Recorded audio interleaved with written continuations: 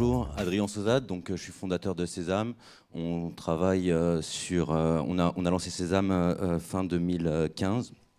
On travaille donc sur des usages de la blockchain, notamment la création d'assets ou d'actifs. Enfin, c'est une nouvelle classe d'actifs qu'on est en train de créer, mais on va vous l'expliquer.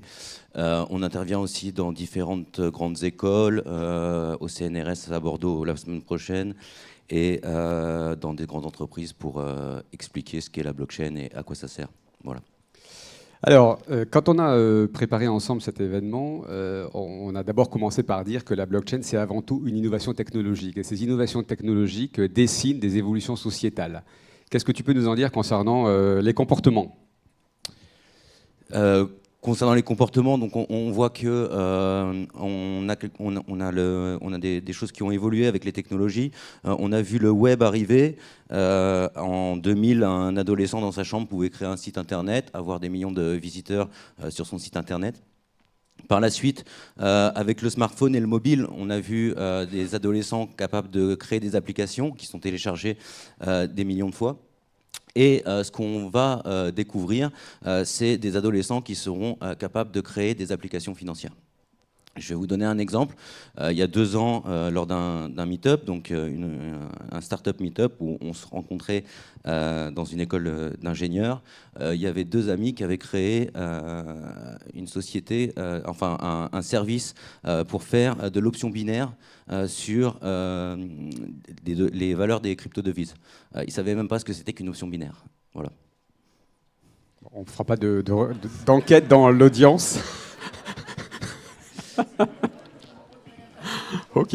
Alors, on va essayer de définir ce qu'est la blockchain, parce qu'on a bien vu dans les interventions précédentes qu'il y a une très très forte attente à ce niveau-là. On a repris ici 4 adjectifs qui reviennent le plus souvent dans la presse, dans les médias, pour définir la blockchain. Alors, j'aimerais bien avoir ton avis. D'abord, est-ce que tu confirmes la pertinence de ces 4 adjectifs? Et puis, quelle est la propre définition la plus vulgarisatrice possible que tu peux nous proposer pour comprendre ce qu'est la blockchain? Donc effectivement, c'est complètement vrai, seulement c'est trop utilisé, et effectivement, c'est un peu dans les introductions de tous les articles de presse, mais quand on a lu ça, on n'a à peu près rien compris. En fait, le vrai avantage de la blockchain, d'abord, avant tout, c'est un protocole qui permet d'échanger des choses au travers le réseau. Pour donner une compréhension plus simple, Internet est un formidable outil de diffusion. Si je vous donne un fichier, vous avez le fichier, j'ai le fichier, et je diffuse ce fichier. Je ne le donne pas. Lorsque on fait une transaction sur la blockchain, quand je vous donne, alors c'est des nouvelles classes d'actifs, ça peut être des crypto-devises, ça peut être un jeton pour un droit d'accès, mais quand je vous le donne, vous l'avez, et moi j'ai plus l'accès. Donc voilà, donc c'est à peu près cette fonctionnalité qui va permettre de créer toute une nouvelle couche d'économie au travers Internet.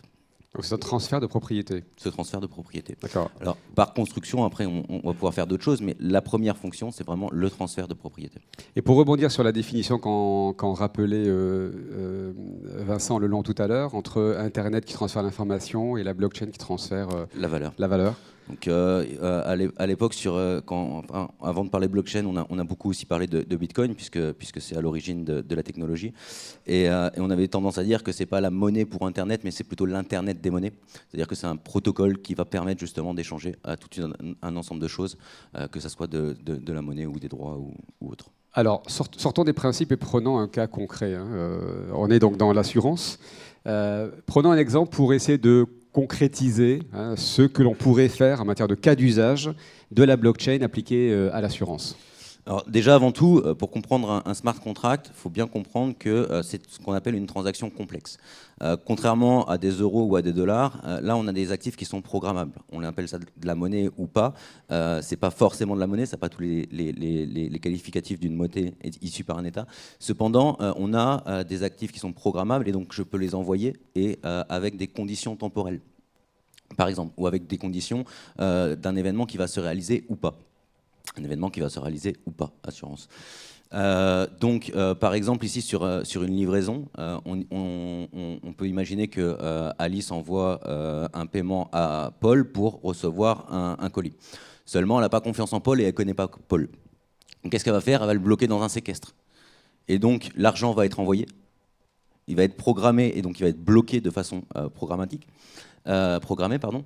Et au moment où elle va recevoir son colis, elle va signer son bon de livraison, donc qui va débloquer automatiquement le séquestre et qui va payer automatiquement Paul. Voilà. Donc ça fait office de tiers de confiance dématérialisé. Voilà, dématérialisé et programmé. Et programmé. D'accord.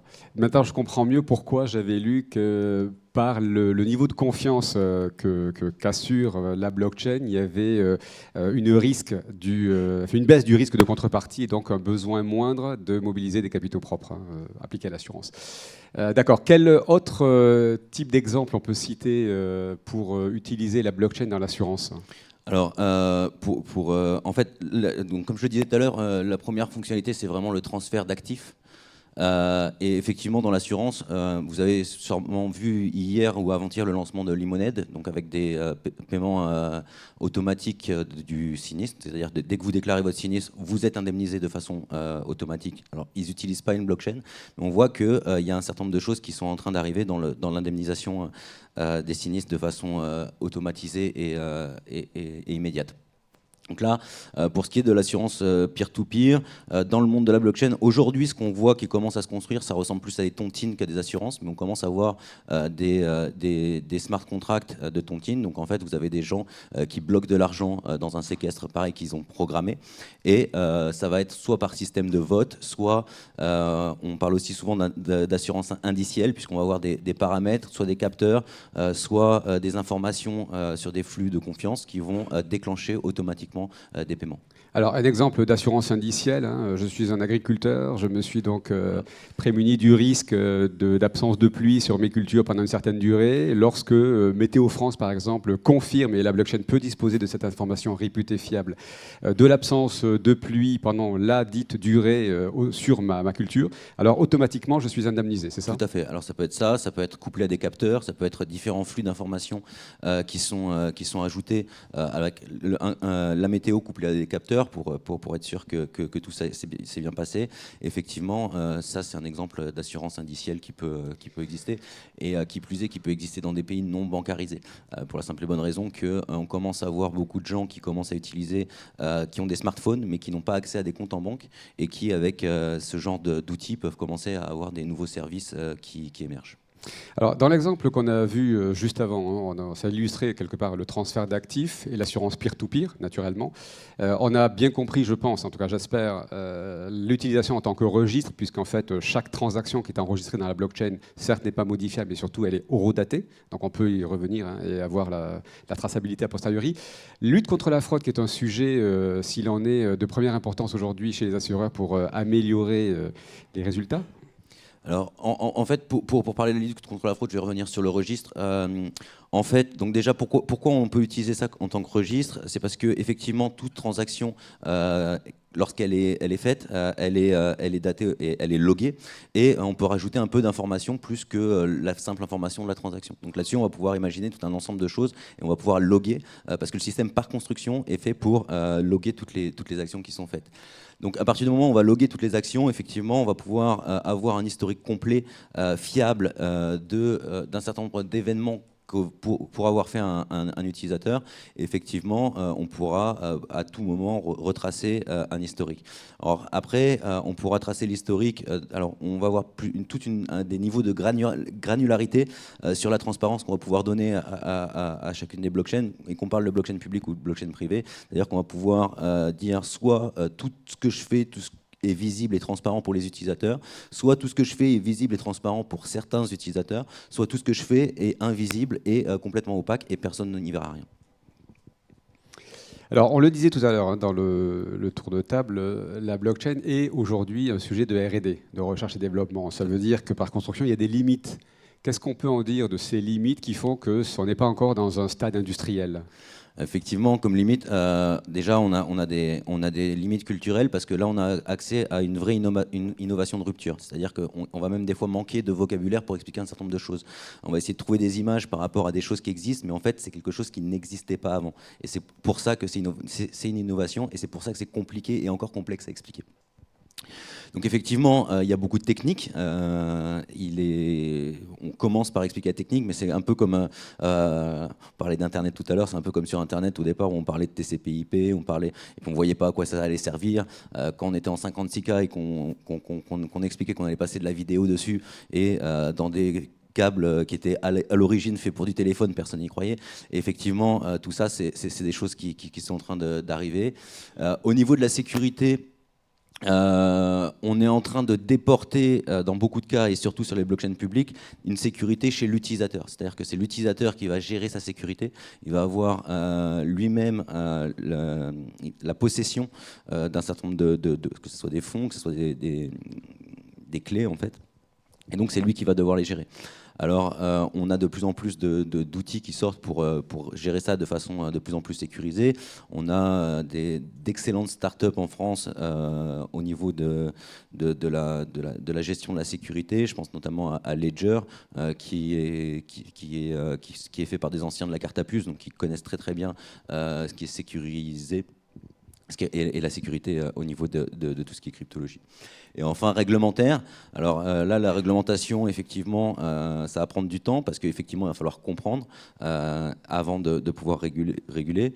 Je me souviens, en 2014, on avait une consultation avec le président du Sénat. Alors à l'époque, on parlait pas encore beaucoup de blockchain, mais on parlait beaucoup de Bitcoin. Et il nous disait, bon, c'est bien, on veut comprendre, mais aujourd'hui, ce sur quoi vous travaillez, c'est pas légal, mais c'est pas non plus illégal. On est dans le domaine de l'allégal. Voilà. Comprenne qui peut. Très bien. Alors, je le disais en introduction, hein, la blockchain est un exemple parmi d'autres d'innovation technologique. Mais selon toi, qu'est-ce qui fait qu'on en parle autant ? Et quel devenir tu lui prédis ? Est-ce que, en tant qu'acteur de l'assurance, tu conseillerais de s'y intéresser tout de suite ou d'être un peu attentiste, même si Franck Pivert disait que, en l'occurrence, l'attentisme n'est pas bon conseiller ? Je pense aussi que l'attentisme n'est pas bon conseiller.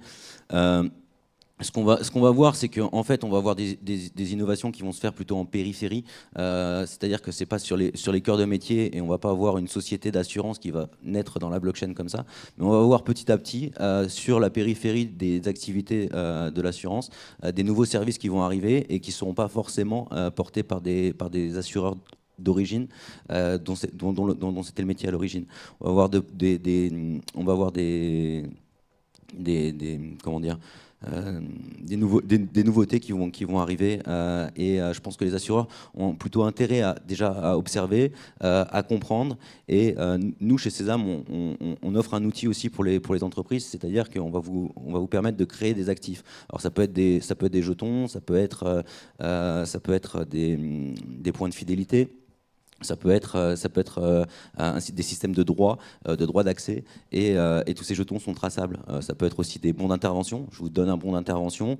Quand la personne intervient, je lui rends le bon d'intervention, et quand il va vouloir se faire payer, il va donner le bon d'intervention à l'assureur qui va le payer. Donc en fait, on va comme ça avoir des choses qu'on va pouvoir donner comme si on les donnait de la main à la main, mais c'est pas vraiment tout ça de façon virtuelle. Voilà. Alors, moi, je me suis fait un raisonnement pour comprendre également. En fait, je me dis que traditionnellement, l'assurance donnait lieu à un nombre d'interactions très, très limité et quasi pré-schématisé d'échanges entre la compagnie d'assurance et ses clients lors de la souscription, lors des sinistres, lors d'un quelconque avenant.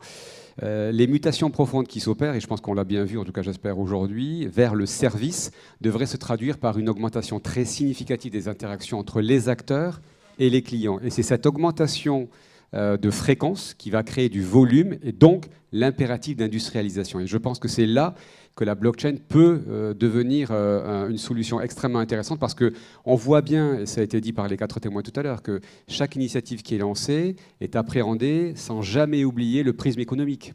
Il y a un impératif économique qui fait que ce genre de solution qui offre une infrastructure, qui permet d'avoir un fonctionnement, on va dire, programmé, comme tu l'as dit tout à l'heure, hein, dans certains cas bien précis, offre une solution de gestion industrielle et de livraison d'un service de façon industrielle, en remplissant les impératifs économiques que tout acteur d'assurance doit avoir aujourd'hui. Alors comment on fait ? Parce qu'on travaille ensemble sur un certain nombre d'établissements financiers, et donc on a dessiné une démarche que l'on propose et que l'on met en œuvre. Est-ce que tu peux nous en dire 2-3 mots ? Tout d'abord, effectivement, il y a une phase de compréhension parce que c'est une technologie complexe, c'est une technologie nouvelle, comme je disais, une technologie de rupture. Ensuite, nous, on connaît tout ce qui est technologique, mais votre métier, c'est vous qui le connaissez. Donc c'est important de travailler avec vos équipes. Et là, je pense que c'est très cross-disciplinaire. On va avoir besoin à la fois des personnes de tous les services pour imaginer des choses nouvelles. Et après, comme je vous le disais, on a des outils pour implémenter un certain nombre de choses qu'on est en train de déployer, développer, pour pouvoir commencer à avoir ces actifs qui, pour l'instant, ne portent aucune valeur, mais qui, demain, en porteront.